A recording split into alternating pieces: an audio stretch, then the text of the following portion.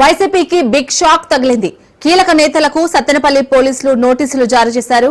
జగన్ రెంటపాళ్ల ఘటనలో 113 మందికి నోటీసులు ఇచ్చారు. పీపీ యాక్ట్ కింద పల్నాడు జిల్లా పోలీసులు నోటీసులు ఇచ్చారు. జగన్ పర్యటనలో అనుమతి లేకుండా ర్యాలీ, డీజే సౌండ్ ఏర్పాటు చేశారని పోలీసులు తెలిపారు. గత నెల 18న సత్తెనపల్లి పర్యటనకు వచ్చిన జగన్ సత్తెనపల్లి పోలీస్ స్టేషన్ కు విచారణకు రావాలని నోటీసులు జారీ చేశారు.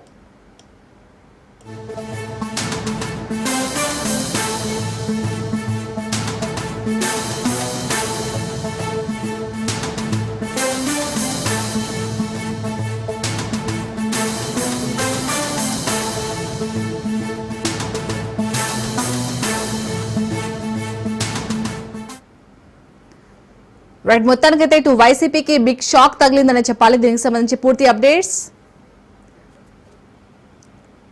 శాలిని, ఏదైతే మరి ఇటీవల వైఎస్ జగన్మోహన్ రెడ్డి, మాజీ ముఖ్యమంత్రి వైఎస్ జగన్మోహన్ రెడ్డి పల్నాడు పర్యటనలో గందరగోళం సృష్టించినటువంటి పరిస్థితి మనం చూసాం. ఈ నేపథ్యంలోనే ఏదైతే జగన్ పల్నాడు పర్యటనలో 2 వ్యక్తులు చనిపోవడం, అదేవిధంగా సింగయ్య సాక్షాత్తు వైఎస్ జగన్మోహన్ రెడ్డి కారు కింద పడినటువంటి నేపథ్యంలో ఇప్పటికే రాష్ట్ర వ్యాప్తంగా ఒక సంచలనంగా మారినటువంటి నేపథ్యంలో కూడా ఈ రోజు పల్నాడు జిల్లాకు సంబంధించి ఏదైతే ఆ 18వ తారీఖు జగన్మోహన్ రెడ్డి పర్యటన నేపథ్యంలో ఏదైతే మరి ఇచ్చినటువంటి పోలీసులు ఇచ్చినటువంటి పర్మిషన్ ని బేఖాతరు చేస్తూ ఇష్టారాజ్యంగా కార్యకర్తలను తరలి రావడం, అదేవిధంగా 2 వ్యక్తులు ప్రాణాలు కోల్పోయినటువంటి నేపథ్యంలో అనేక సమస్యలు, లాండ్ ఆర్డర్లు తలెత్తినటువంటి నేపథ్యంలో కూడా పోలీసులు దాదాపు 110 మంది పైన కూడా ఆ కేసులు నమోదు చేశారు. మొత్తం 110 మందిలో మాజీ ఎమ్మెల్యేలు కూడా ఉన్నటువంటి పరిస్థితి కనపడుతుంది. మాజీ ఎమ్మెల్యే నరసరావుపేట ఎమ్మెల్యే గోపిరెడ్డి శ్రీనివాసరెడ్డి, అదేవిధంగా అన్నాబత్తిన శివకుమార్, తెనాలికి సంబంధించినటువంటి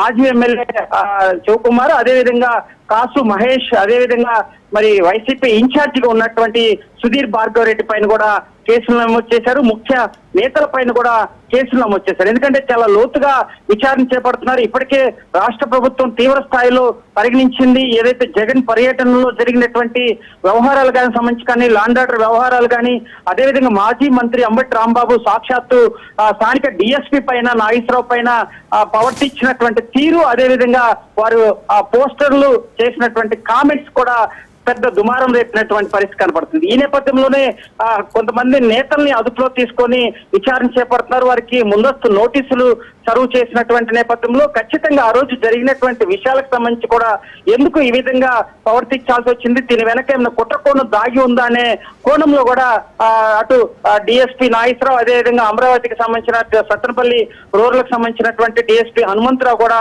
విచారణ అయితే చేపట్టారు. ఏదైతే మరి మాజీ ఎమ్మెల్యేలకు కూడా విచారణ అనంతరం కూడా అయితే పోలీసులు ఎప్పుడైతే నోటీసులు ఇచ్చారో ఖచ్చితంగా మరోసారి విచారణకి హాజరు కావాలని కూడా పోలీసులు సూచించినటువంటి పరిస్థితి. అయితే జగన్ కి ఒక బిగ్ షాక్ అని చెప్పుకోవచ్చు. ఎందుకంటే ఇటీవల పర్యటన నేపథ్యంలో రాబోయే రోజుల్లో అనేక కార్యక్రమాలు ఉన్నప్పటికీ కూడా పోలీసులు కొంత పారదర్శకంగా వెళ్లేటువంటి అవకాశం ఉంది. అదేవిధంగా ముందస్తు అనుమతులు ఇవ్వాలంటే కూడా నిరాకరించే పరిస్థితి ఏర్పడేటువంటి అవకాశం ఉంది. ఎందుకంటే ఇప్పటికే వైసీపీ నేతలు ఇదే విషయాన్ని ప్రస్తావిస్తున్నారు. ఎందుకంటే జగన్మోహన్ రెడ్డి ఈ విధంగా కేసులు పెడితే ఏదైనా పర్యటనలు ఉన్నప్పుడు కేవలం రద్దు చేసే విధంగా వైసీపీ పైన కక్ష సాధింపుల చర్యలు ప్రభుత్వం దిగుతుందంటూ కూడా మరి వైసీపీకి సంబంధించినటువంటి నేతలు విమర్శలు చేస్తున్నటువంటి నేపథ్యంలో ఖచ్చితంగా పల్నాడుకు సంబంధించినటువంటి వ్యవహారం రాష్ట్ర వ్యాప్తంగా రగడరేగింది. ఏదైతే మరి సింగయ్య చనిపోవటం కానీ, అదేవిధంగా మరో వ్యక్తి సత్తెనపల్లి టౌన్ లో చనిపోయినటువంటి నేపథ్యంలో కూడా